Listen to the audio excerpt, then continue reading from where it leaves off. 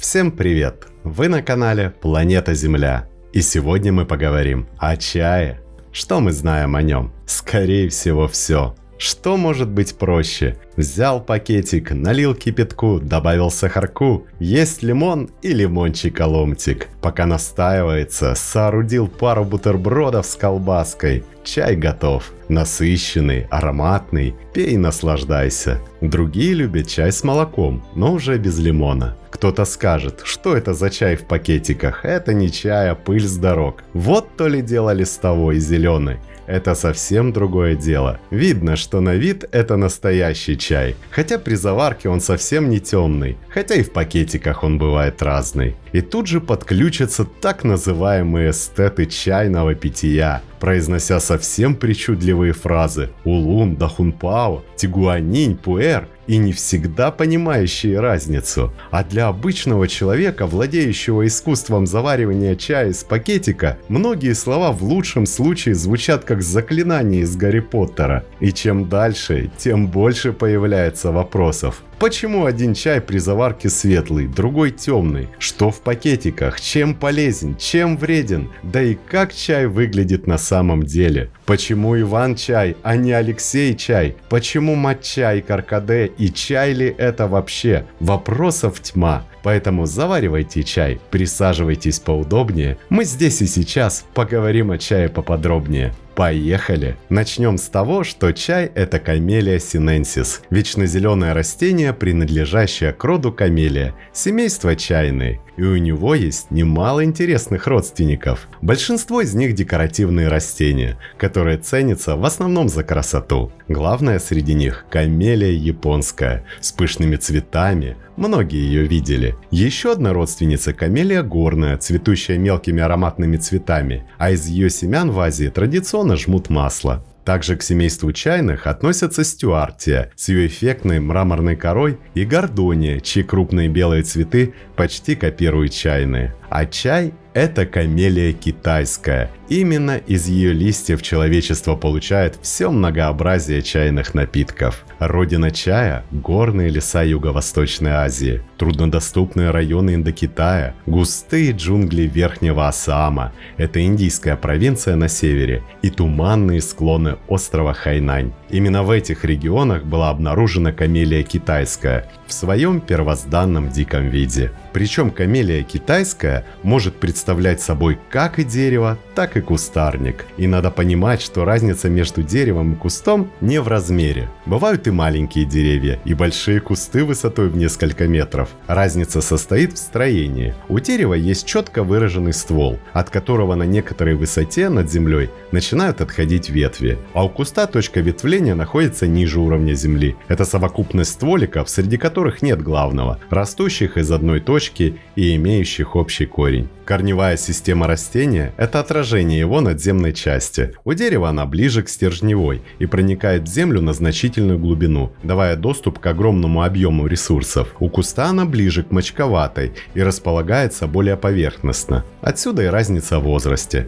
Чайные деревья могут жить свыше 1000 лет, кусты несколько десятков, максимум сотен. У вида камелия китайская есть две основные разновидности, собственно китайская и ассамская. Они имеют очевидное отличие, но свободно скрещиваются. Для ассамской разновидности природной формой является именно прямоствольное дерево. Внешний вид таких деревьев различен. Они могут достигать высоты 20 и более метров, а могут быть приземистыми и раскидистыми. В большинстве своем чайные деревья не так велики и напоминают небольшие молодые вязы и грабы наших южных лесов. Листья у деревьев значительно больше, чем у кустов. Старые листья могут вырастать до 20 сантиметров и более, поэтому ассамику называют крупнолистовой разновидностью. Ассамскую разновидность используют преимущественно для производства крепких черных чаев. Благодаря высокому содержанию танинов и экстрактивности она дает темный насыщенный настой с выраженной терпкостью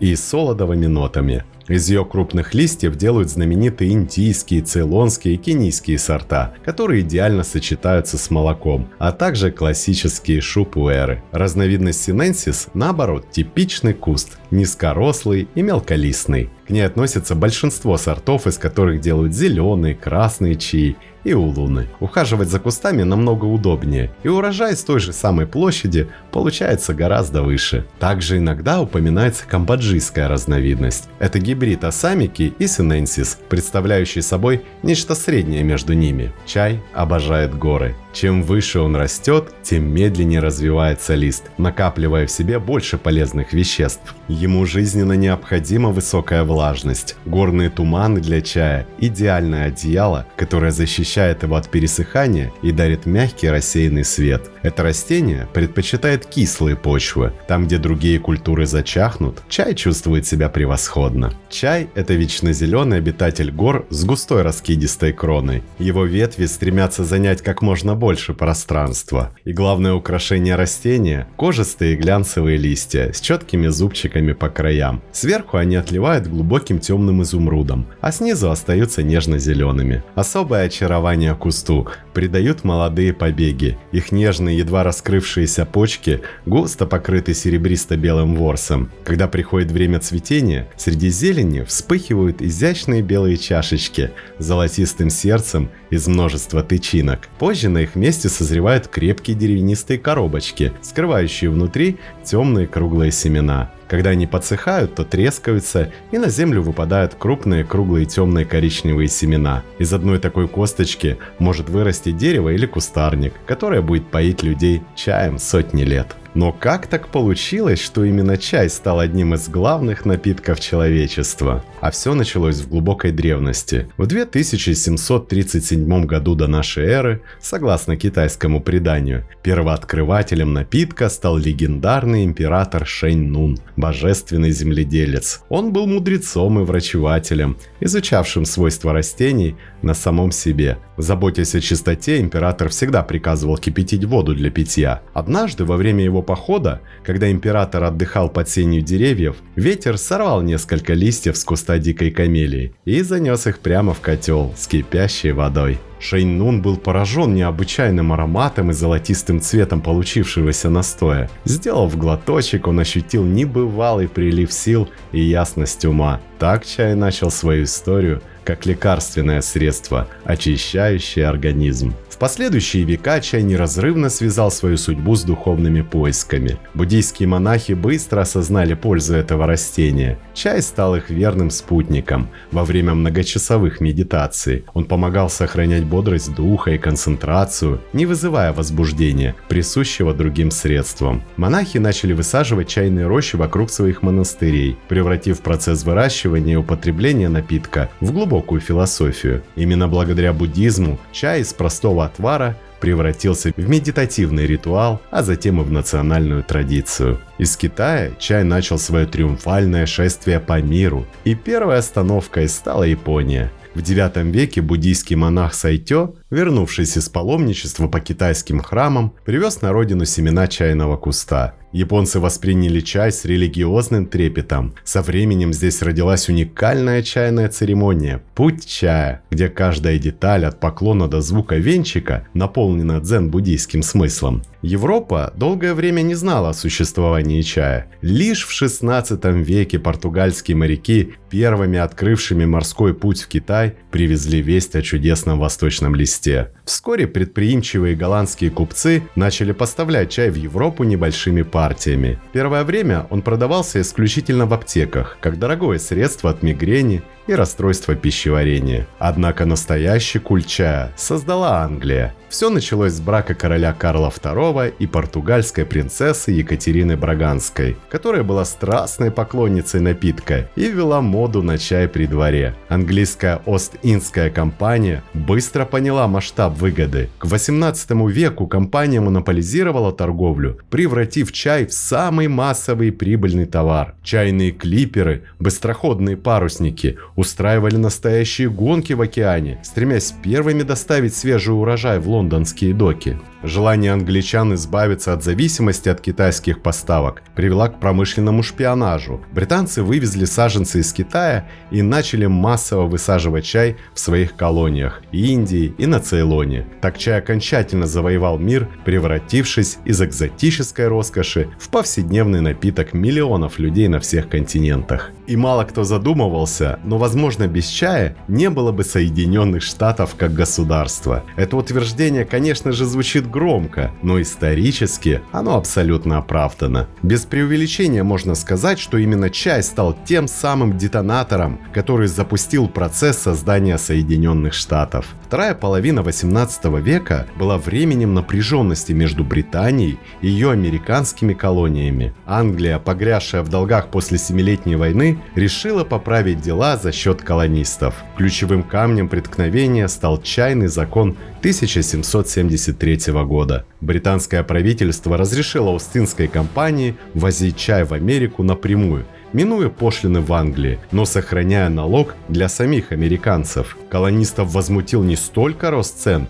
чай даже стал дешевле, сколько принцип «нет налогом без представительства». Ими управляли из Лондона, не давая права голоса в парламенте. Кульминация наступила 16 декабря 1773 года. Группа колонистов, переодетых индейцами, проникла на британские корабли в Бостонской гавани и выбросила за борт 342 ящика с чаем. Это событие, вошедшее в историю как бостонское чаепитие, стало точкой невозврата. Британия ответила жесткими репрессиями, что сплотило колонии и привело к началу войны за независимость. Так чай стал символом борьбы против тирании, а США из чайной нации постепенно превратилась в кофейную. Также благородный напиток стал причиной национальной катастрофы, но это уже произошло в другой части света, на его родине, в Китае, когда торговые интересы империи привели к разрушительным опиумным войнам. Иностранцам разрешалось торговать только через один порт – Кантон, Гуанчжоу. При этом китайцев не интересовали европейские товары, ни ткани, ни инструменты. Им нужно было только серебро. Британская казна буквально пустела. Серебро тоннами утекало в Китай в обмен на ящики с чаем. Остинской компании срочно требовался товар, на который китайцы подсели бы так же крепко, как англичане на чай. Этим товаром стал опиум, который британцы в огромных количествах выращивали на своих плантациях в Индии. Контрабандные поставки ящиков с ядом приобрели промышленные масштабы. Британия продавала опиум в Китай за серебро. На вырученное серебро тут же покупала чай. Чай ввезли в Лондон, пополняя бюджет налогами.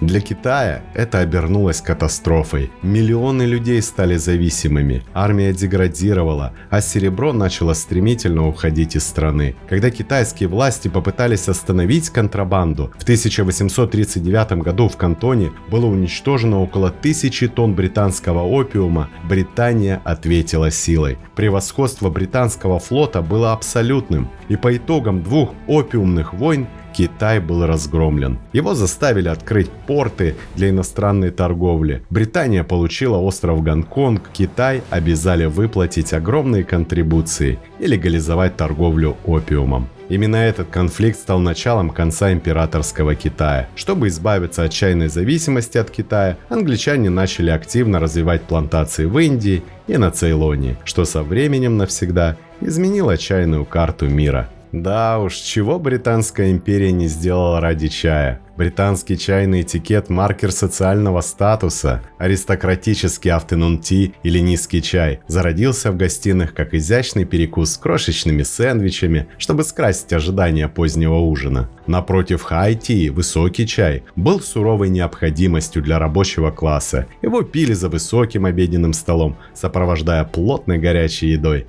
мясом, пирогами и хлебом. Знаменитый Five O'Clock превратил чаепитие в жесткий ритуал. Здесь спорили спорили, что наливать первым, молоко или чай. Раньше молоко лили первым, чтобы не треснул дешевый фарфор. И строго следили, чтобы ложка не касалась стенок чашки. Чай стал для империи инструментом дисциплины и символом британской идентичности. Но не только в Англии любили пить чай. В Марокко чай – это зеленый лист, заваренный с огромным количеством свежей мяты и сахара. Его наливают с высоты, чтобы создать пену в стакане. Индия подарила миру масала чай – крепкий черный чай, сваренный с молоком и смесью специй – кардамон, имбирь, гвоздика. А в Тибете чай – это суровое средство выживания. Его варят с солью и маслом яка, взбивая до состояния густого эмульсионного супа, который насыщает и согревает в высокогорье. Американская чайная культура пошла своим путем. США популяризировали Iced Tea – холодный чай, который сегодня составляет около 80% всего потребляемого в стране чая. А в России чай пили по-своему, по-особенному. Хотя официальные даты появления чая в России часто называют 1638 год, это посольство Василия Старкова, первые упоминания встречаются гораздо раньше. Считается, что еще в 1567 году казачьи атаманы Петров и Ялышев, побывав в Китае, описали местный напиток, который употребляли в Юго-Восточной Азии. Однако по-настоящему чай закрепился в России как дипломатический инструмент. Китайские послы дарили его царям как дорогое лекарство, очищающее кровь и прогоняющее сон. В отличие от Европы, куда чай везли морем, в Россию он попадал караванами. Сибирский тракт, растянувшийся на тысячи верст от Кяхты до Москвы, стал главной чайной артерией. Путешествие занимало до 1,5 лет. Долгая дорога в сухом климате, в отличие от влажных трюмов кораблей, позволяла чаю сохранять и даже улучшать свои свойства. Именно поэтому кяхтинский чай в Европе ценился выше морского. Эта караванная торговля сделала чай доступным сначала купечеству, а затем и простым горожанам, сформировав особый купеческий размах чаепития. Поскольку чай в России пили долго и много, возникла потребность в поддержании постоянной температуры воды. Так появился самовар, технический шедевр и главный символ русского гостеприимства. Он стал центром дома, вокруг которого собиралась вся семья. В отличие от строго японской церемонии, русское чаепитие – это чай с позолотой, с баранками, вареньем, медом и долгими беседами. Самовар создавал атмосферу уюта, превращая употребление напитка в нечто большее. До революции Россия почти полностью зависела от импорта. Однако в 1920-х годах было принято программа «Советский чай». Основной базой стала Грузия, особенно регионы Аджария и Гурия. Благодаря мягкому субтропическому климату Грузинская ССР производила до 95% всего советского чая. Знаменитые пачки «Грузинский чай 36» или «Экстра» были на кухне в каждом городе, от Калининграда до Владивостока. Краснодарский край, район Сочи и Адлера, стал второй важной точкой. Здесь чай начали выращивать еще в начале 20 века, но именно в советское время плантации расширились. Помимо Грузии и РСФСР, чай выращивали в Азербайджанской ССР. Существовали даже экспериментальные плантации в Закарпатье и Казахстане, но они не стали массовыми. В погоне за планом 1970-80-х годах качество советского чая начало падать. Ручной сбор заменили на машинный, который захватывал не только нежные почки, но и грубые ветки. Именно тогда появился знаменитый чай с дровами. После распада СССР чайные связи разорвались. Грузинские и азербайджанские плантации пришли в упадок, а краснодарский чай остался уникальным, но локальным продуктом. И на данный момент, конечно же, Китай остается бесспорным лидером и родиной чая, производя все многообразие видов, от нежных белых до выдержанных пуэров. Индия знаменита 3 регионами – высокогорным Дарджилингом, шампанское чая, мощным Ассамом и мягким Нилгири. Шри-Ланка поставляет классический цейлонский чай, вкус которого зависит от высоты плантаций. Япония специализируется на зеленых чаях, синчай и матча, используя уникальные технологии затенения кустов. Кения стала лидером Африки благодаря вулканическим почвам и круглогодичному сбору. Среди других заметных игроков это Турция, Вьетнам, Индонезия и высокогорный Непал. Качество напитка напрямую зависит от теруара. Высота над уровнем моря критична. Чем выше растет чай до 2500 метров, тем медленнее развивается лист, накапливая больше эфирных масел и меньше горечи. Идеальный климат – это субтропики с годовой нормой осадков от 1500 мм. Сезонность также важна. Первый весенний сбор самый ценный, в то время как летние и осенние сборы дают более плотный и терпкий настой. Существует два способа сбора: механизированный, который используется для массового производства, и ручной, единственный способ получить чай премиум класса. И золотой стандарт качества – это 2 листа и почка. Это молодой побег, называется флеш. Самый ценный элемент здесь типса, не раскрывшаяся почка, покрытая серебристым ворсом. Именно в типсах и верхних листочках сконцентрировано максимальное количество аминокислот и эфирных масел. Чем выше доля типсов в сборе, тем изысканнее и дороже будет чай. А чтобы лист превратился в чай, он должен пройти через цепочку превращений. Завяливание. Листья рассыпают тонким слоем, чтобы они потеряли часть влаги и стали эластичными. Скручивание. Лист сминают в специальных роллерах или вручную. Цель – разрушить клеточную структуру и выжать сок на поверхность. Когда только сок вступает в контакт с кислородом, начинается магия химических реакций. Ферментация, окисление – это ключевой этап. Под воздействием ферментов и кислорода сок листа меняет цвет и аромат. Травянистый запах исчезает, уступая место цветочному, фруктовому или солодовому. Чтобы остановить ферментацию в нужный момент, чай отправляют в печи. Высокая температура запечатывает вкус и аромат внутри листа. И, наконец, готовый чай просеивают через сито, разделяя на цельнолистовой, ломаный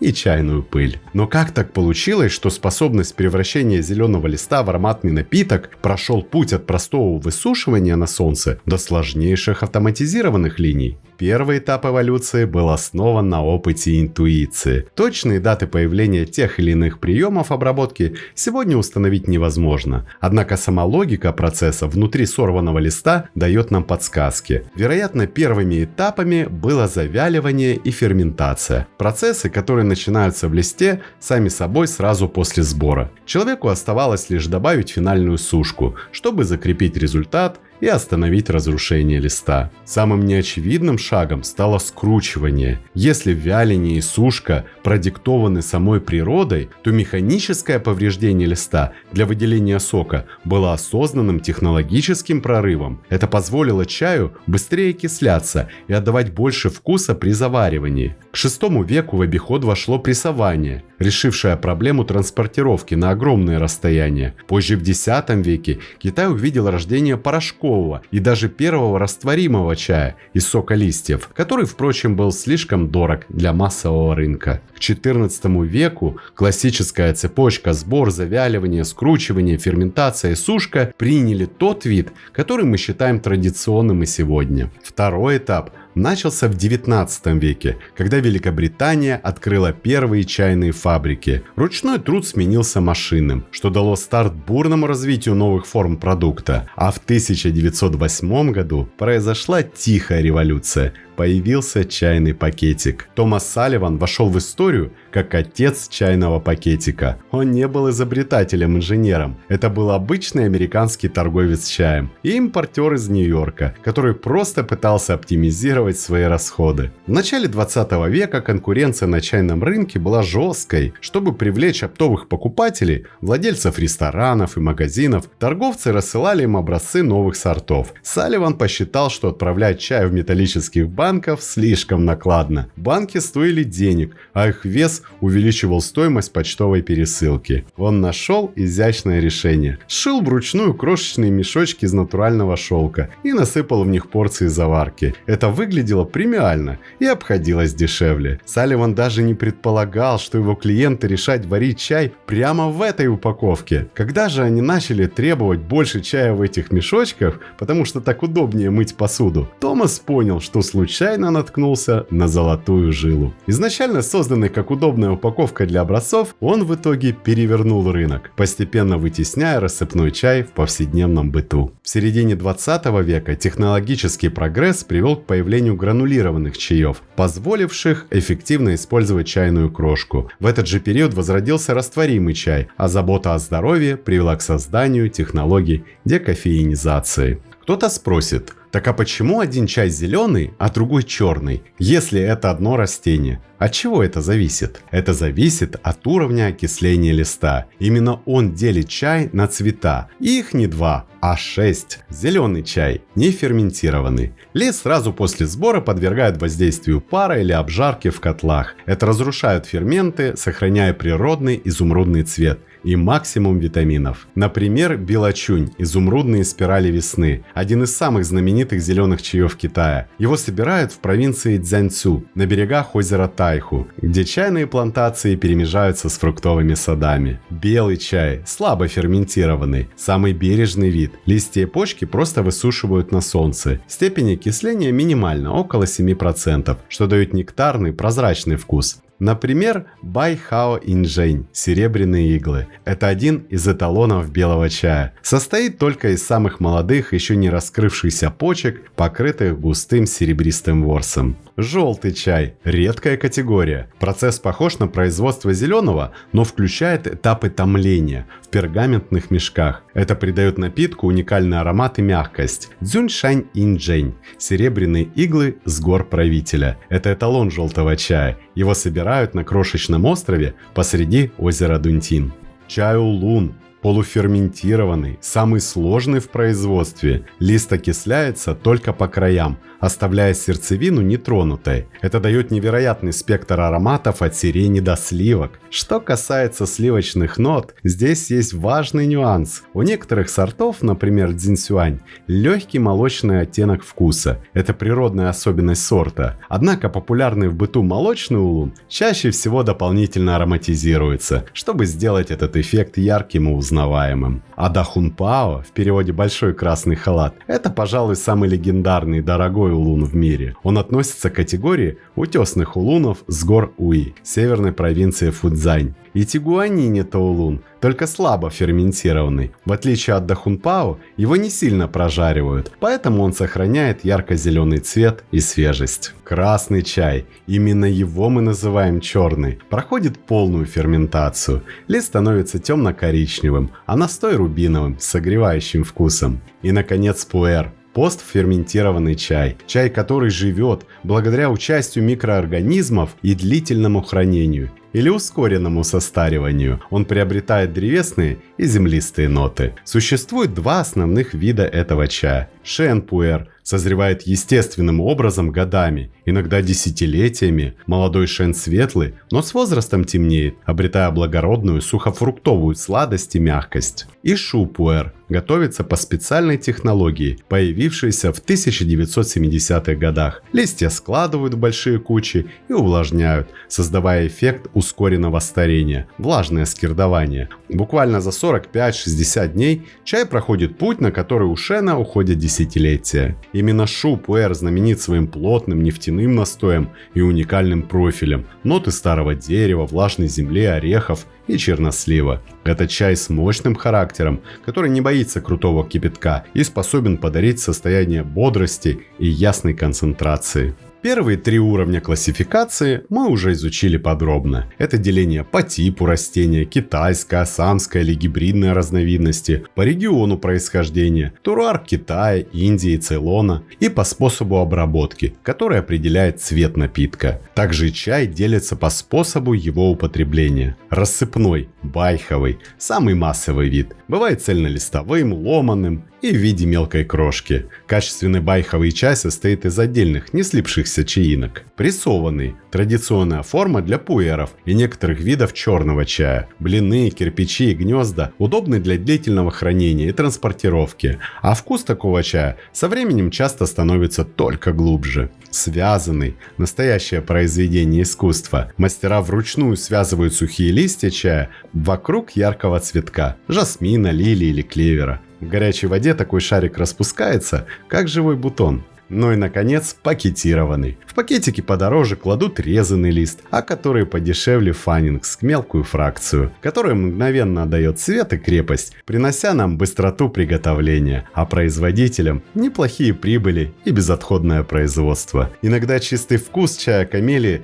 дополняется другими природными компонентами. Это ароматизированные чаи, классика жанра английский Эрл Грей с маслом бергамота или китайский жасминовый чай, где цветы передают свой аромат листу, во время совместной сушки. Делают смеси, добавляя фруктовые, травяные миксы, которые могут содержать кусочки ягод, лепестки роз, цедру цитрусовых или мяту. Важно отличать чайные смеси на основе камелии от чисто травяных напитков, в которых чайного листа нет и вовсе. Да и вообще мы называем чаем напитки, которые не имеют никакого отношения к камелии китайской. С точки зрения ботаники это ошибка. Но в кулинарном смысле чаем часто именуют любой горячий настой трав, коры или плодов. Такие напитки называются тизанами, и они обладают уникальными свойствами. Да и не только у нас. Называем чай, а по итогу совсем другое растение. Например, Иван-чай. Это кипреус скалистый. Настоящая легенда русского севера. До начала массового импорта из Китая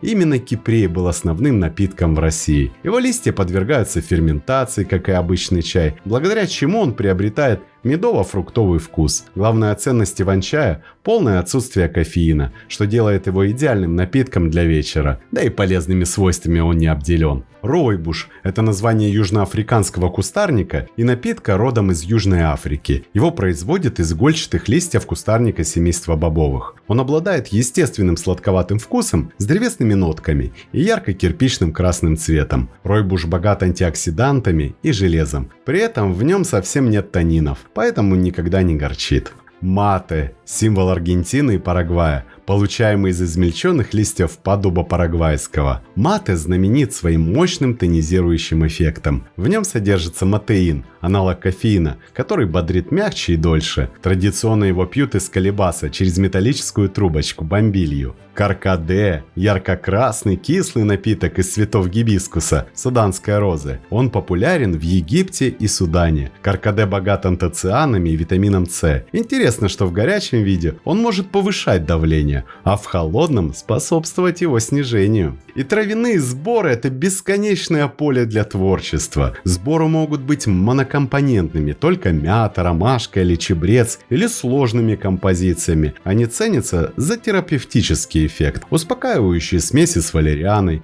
витамины с шиповником или освежающие с лимонником. А еще на прилавках аптек или в составе косметики мы постоянно видим масло чайного дерева. Но интересно то, что к нашему любимому напитку оно не имеет никакого отношения. Речь идет о мелалеуке, жительнице Австралии и родственнице эвкалипта из семейства миртовых. Название – это чисто историческая случайность. Когда команда капитана Кука бороздила просторы океанов и у матросов закончились запасы привычной заварки, они стали заваривать листья этого австралийского дерева. Напиток, конечно, по вкусу напоминал скорее лекарство с камфорным ароматом, но идею сочли удачной, и название «чайное дерево» так и прикрепилось к растению в судовых журналах, а затем и в ботанике. Так что, выбирая масло для аромалампы или гель для лица, помните, это полезный австралийский антисептик, но заваривать его в чайнике сегодня точно не стоит. Так а все-таки, почему мы пьем чай? Возможно, потому что он полезен и по-своему бодрит, а кого-то наоборот успокаивает. Чтобы с этим разобраться, поподробнее рассмотрим состав чая. Секрет кроется в уникальном химическом коктейле, который камелия китайская синтезирует в своих клетках. Основной алкалоид чая – это кофеин, который здесь часто называют теином. В отличие от кофейного, чайный кофеин действует мягче и дольше, так как находится в связке с танинами. Его дополняют теобрамин и теофилин, которые расширяют сосуды и стимулируют работу сердца, не вызывая резких скачков давления. Почти на треть чай состоит из полифенолов, включая знаменитые катехины. Это мощнейшие антиоксиданты, которые защищают клетки организма от старения. В процессе ферментации они превращаются в теофлавины и теорубигины, придающие черному чаю его характерный цвет и терпкость. Эти соединения укрепляют стенки сосудов и обладают антибактериальным эффектом. За тонкий аромат отвечают эфирные масла, содержание которых крайне мало,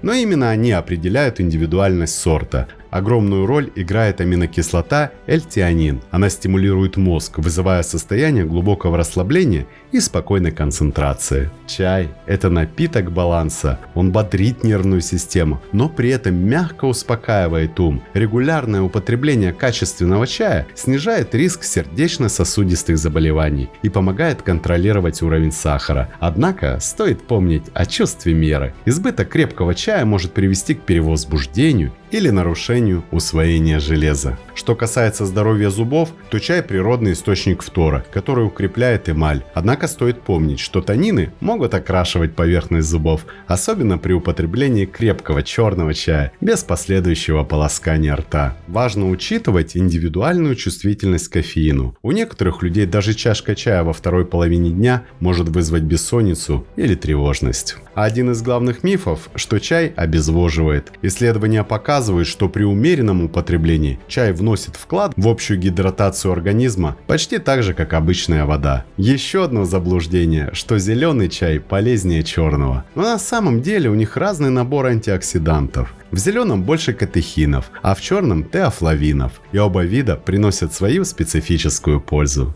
Да и не стоит забывать о воде. Чай на 99% состоит из воды. Идеальная вода должна быть мягкой и свежей. Избыток минералов блокирует выход полезных веществ из листа, создавая на поверхности мутную пленку. Важен и кислород. Воду нельзя кипятить дважды, иначе вкус станет плоским. Температурный режим критичен. До 80 для нежных белых и зеленых чаев, до 90 для ароматных улунов, до 100 для черных, красных чаев и пуэров. И самая частая ошибка – использование крутого кипятка для зеленых сортов, что буквально сжигает лист, делая настой горьким. Передерживание также портит вкус. Слишком долгая экстракция выводит в воду избыток дубильных веществ. Наконец, неправильное хранение. Рядом со специями или на свету способно убить даже самый дорогой сорт, так как чай моментально впитывает посторонние запахи. Но чтобы было что хранить, чай надо вырастить, и Китай остается абсолютным мировым лидером, производя почти половину всего чая на планете, около 4 миллионов тонн. Вслед за ним в рейтинге крупнейших экспортеров закрепились Индия, Кения и Шри-Ланка. Однако география производства не всегда совпадает с географией любви к напитку, и главным потребителем на душу населения в 2026 году остается Турция, где на каждого жителя приходится более 3 кг сухой заварки ежегодно. В то же время крупнейшим мировым импортером стал Пакистан, чьи объемы закупок теперь опережают показатели даже России и США, а потом идет Египет, а следом уже Великобритания. А если не оценивать, кто первый, то чай пьют везде на нашей планете. Это удивительный напиток. Его пьют чаще, чем кофе, газировку и пиво вместе взятые. По оценкам международных аналитических агентств на 2026 год чай регулярно употребляют более 5 миллиардов человек. Это означает, что примерно 2 из 3 жителей планеты начинают свой день с чашки чая или выпивают ее в течение дня. Чай объединяет самых разных людей, от кочевников в пустынях Сахары, заваривающих крепкий чай, до офисных сотрудников в Токио или Нью-Йорке. Этот напиток стал по-настоящему глобальным феноменом, который не знает границ и религий. И возможно, совсем не важно, завариваете ли вы элитный улун в дорогом иссинском чайнике по всем правилам, или просто бросаете пакетик в кружку во время короткого перерыва на работе. Чай остается с нами в повседневном быту, как самый надежный способ сделать паузу, согреться или просто поговорить с близким человеком. И в конечном итоге чай ценен тем, что он делает наш день чуть спокойнее, а общение теплее. Это простой, человеческий напиток, который за тысячи лет не потерял своей искренности, как бы ни менялся мир вокруг. Смотрим, слушаем, записываем, подписываемся. Не забываем ставить лайки и делиться этим видео с друзьями. Это очень помогает продвижению. С вами канал Планета Земля.